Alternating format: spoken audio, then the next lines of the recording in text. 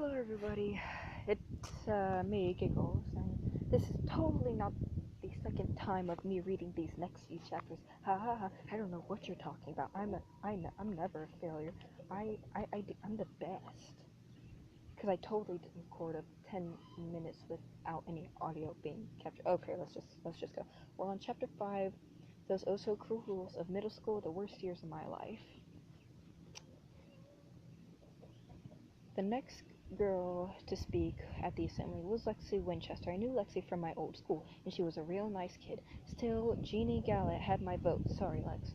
Once the speeches were over, I thought the assembly was done too. No such luck. Miss Stricker came back to the microphone and held up a little green book so everyone could see it. Can anyone tell me what this is? Stricker said. Yeah, Miller the Killer mumbled somewhere behind me. A complete waste of time. This, Miss Stricker said, is Hills Village Middle School Code of Conduct. Everything you need to know about how to behave at school and how not to behave. This is right here in this book. Chickens. I'm being surrounded by chickens. A bunch of teachers came around and started handing out a copy to each student in the gym. When you receive yours, open your page to page 1 and follow along with me, Stricker said. Then she started reading, really slowly. Section 1, Hills Village Middle School Dress Code. When I got my copy, I flipped all the way to the back of the book, where there were 16 sections and 26 pages. In other words, we were going to be lucky to get out of this assembly by Christmas. And all students are expected to dress appropriately for academic environments. No student shall wear clothing of a size more than 2 beyond his or her normal size. Help! That was all I was thinking about then. Middle school had just started and they were already trying to bore us to death. Please, somebody stop Miss Stricker before she kills us again. Leo took out a pen and started drawing something on the inside of the back cover. Stricker turned to the next page and kept reading. Section 2. Prohibited items. No student shall bring to school any electronic equipment not intended for class purposes. This includes cell phones, iPods, cameras, laptop computers, ... The whole thing went on and on and on and on. By the time we got to Section 6, grounds for I still cannot say that word. Expulsion, whatever that is. My brain was turning into a guacamole, and I'm pretty sure my ears were bleeding too. People always talked about how great it is to get older. All I saw were more rules and more adults telling me what I could and could not do in the name of what's good for me. Yeah, well, asparagus is good for me, but it still makes me want to throw up. As far as I could tell, this little green book in my hands was just one long list of all the ways I could and probably would get into trouble between now and the end of the school year. Meanwhile, Leo was drawing away like the maniac he is. Every time Stricker mentioned another rule, he scribbled something else on the page in front of him, finally turned it around and showed me what he was working on. On the page was, rules are made for breaking. All I could think when I saw that picture was I wanted to be that kid. He looked like he was having a way better day than I was.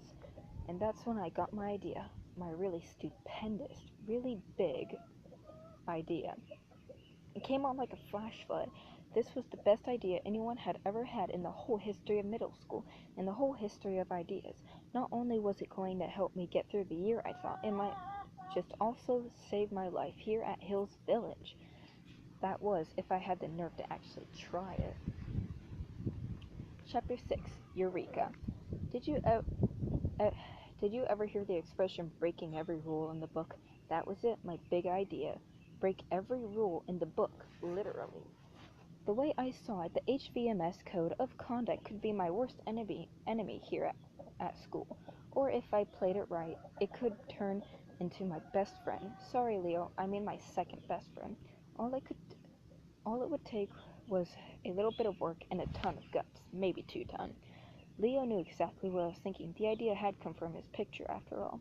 Go for it, he whispered. Just pick something out of the book and get started. Right now, I whispered back. Why not? What are you waiting for? He said.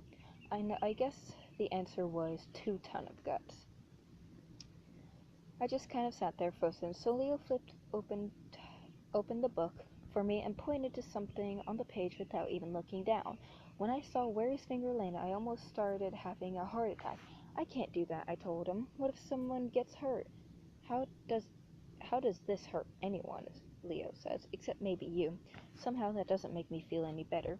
Listen, Leo told me, you're never going to be one of those people. He pointed at all the students. I'm sorry, I can't speak for crap today. He pointed to all the student council candidates and jocks and cheerleaders sitting on chairs that had been set up in the gym floor. But this, he said, thumping the rule book with his pen, this is something you can do. I don't know, I tried lamely.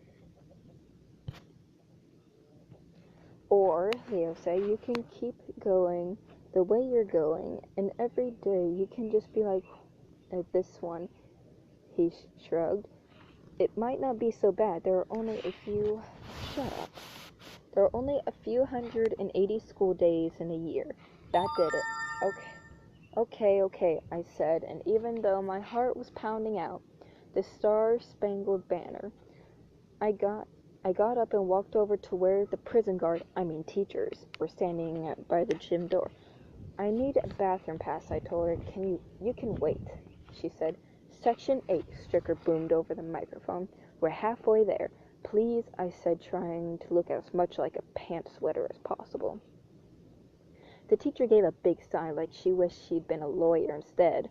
Okay, 5 minutes, she said. For 5 minutes was more than enough time. I went out to the hall and into the boys' bathroom while she was still watching me. Then I counted to 10 and stuck my head out again. Nobody was around. As far as I knew, the whole school was inside that gym.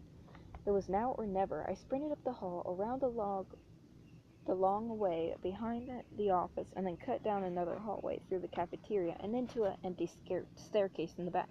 By the time I found what I was looking for, I'd been gone only a minute or two. I stood there, staring at the little red box on the wall, the fire alarm. I could just hear Leo now, like he was right there. Don't think about it, just do it. I flipped open the latch, opened the wire cage around the alarm box, and put my finger on the little white handle inside. This was what you call the point of no return. My mission, should I choose to accept it, and all that. Still, was I crazy? Was I completely nuts for thinking I could pull this off? Yes, I told myself, you are. Okay, I thought, just checking. And I pulled the alarm. Chapter 7, Chaos. I'm not sure what the fire alarm sounded like in the gym, but it was about 10,000 decibels in that stairwell. I covered my ears as I sprinted back to the bathroom. The idea was to make it there before the teachers could get everyone lined up and marching outside. Then I could stroll out like I just finished my business and blended it into the crowd. Turns out I didn't need a plan. By the time I got anywhere near the gym, everyone was already running, walking, for all I know, skipping in every possible direction. I guess Miss Stricker hadn't gotten to the part about what to do if a fire alarm sounds. Section 11.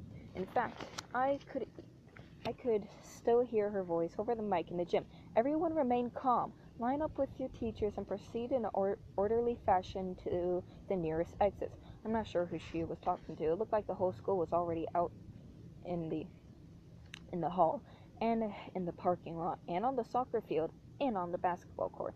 I couldn't believe this was all because of me. I kind of felt guilty about it, but it was kind of amazing, to be honest. Only half of that sentence is true. It was more like I knew I should feel bad, but I didn't. Meanwhile, the fire alarm was still blaring, but it just sounded to me like RAF rules. When I found Leo outside, he gave me a big double high five. That one for execution and one for the idea, he said.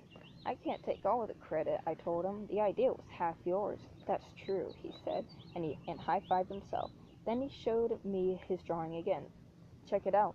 I made some improvements. I opened up my copy of the Code of Conduct and turned to Section 11, Rule 3. Students shall not tamper with smoke or fire alarms under any circumstances. Then I took Leo's pen and drew a line right through it. That felt pretty good, too. One rule down, and well, all the rest to go. Chapter 8, my homepage. Now I'm going to end this episode here. Thank you, everybody, so much for sticking with me. Middle school were the worst years of my life. I will do another update soon. If you enjoy the story, hit that like button. New to my channel, and you in fact want to hear more from me, subscribe, and leave any suggestions you may have in the comments below. Also, if you have any suggestions for a really good screen recorder, I would love for you to actually leave that down in the comments below. And as always, I will see you in the next video. Bye-bye!